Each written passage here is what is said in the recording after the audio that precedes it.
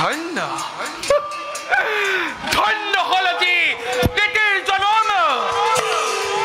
দেৱমেধ মহাযজ্ঞৰ কৰিয়েজন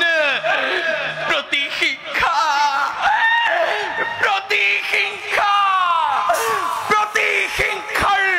জীয়া জয়ী এই অন্তৰত ৰাখি দানৱকো উত্তেজিত কৰি সতিনীৰ স্বৰ্গ আজি মই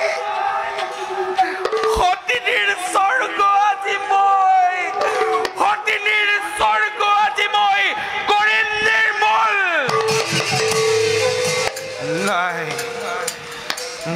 নাই দয়া নাই